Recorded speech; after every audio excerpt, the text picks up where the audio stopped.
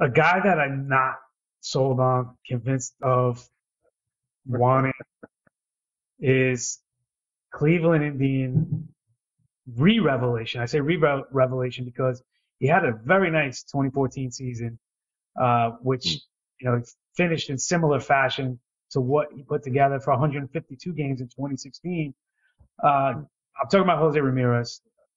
His versatility, he gives you some options positionally, a 300 average, decent steals total, but he's not a burner. I mean, he's a handful No, steal kind of guy, maybe 15 max, 20 if 20. you put He's a 20 20 if you guy. put on spry, but not something like, you're dropping everything to, go chase him for.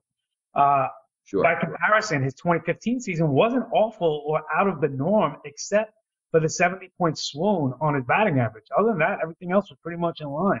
So is Hmm. he a 300 hitter or is he not? Well, he's been close to a 300 hitter pretty much everywhere he's been throughout his career. So I think 2015 was more an aberration on his line than, something to really cause concern about.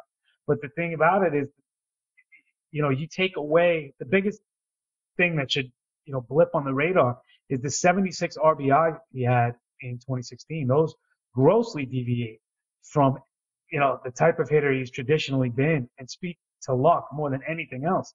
I mean, he finished tied for fifth in the majors with a 355 batting average with runners in scoring position. Just side note, thank you, Jake Hall, for providing where that stat could be found. That's the good Jake, by the way.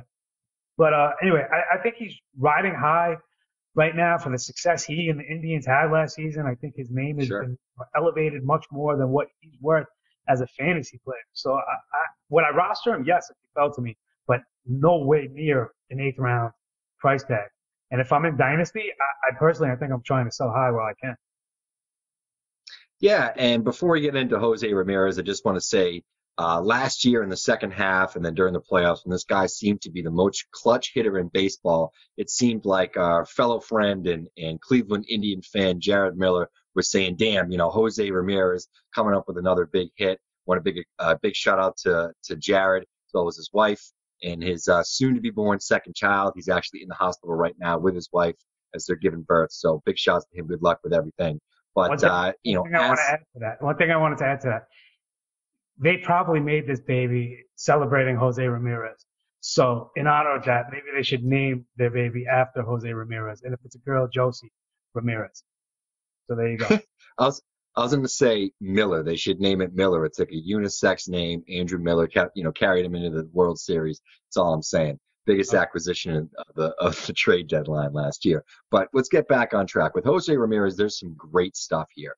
The things that I like about Jose Ramirez is he's an elite bat to ball contact hitter, 88% contact rate.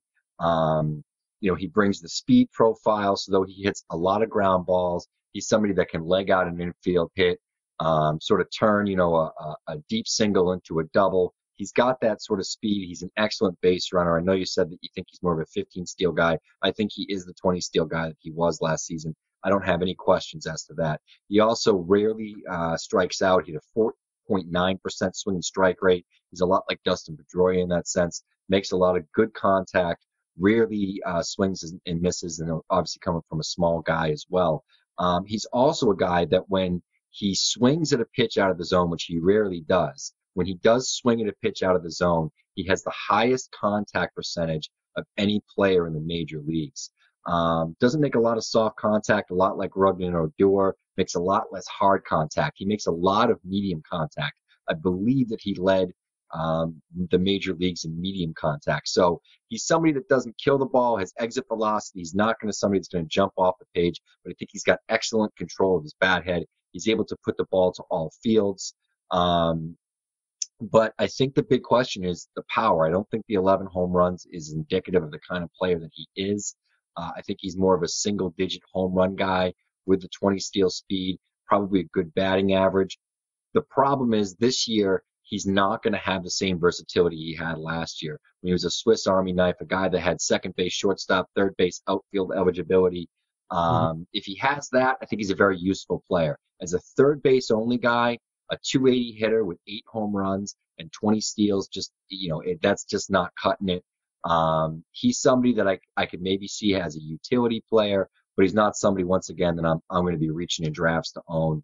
If people are buying into the numbers last year, want to have him as their starting third baseman, good luck. Let him do it. Even in deep leagues, I'd probably stay away. There's a lot better third base gambles to make.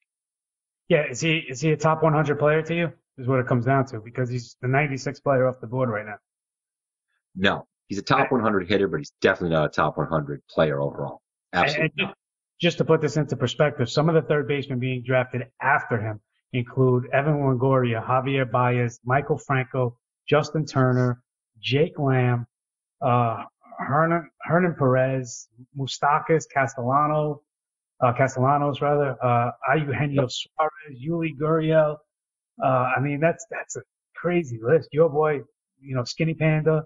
That's a crazy list going after him. Yeah, So while he might be good for Jared to name his newborn after, I don't think he's good for your fantasy team. So I would no. avoid Jose Ramirez if you could.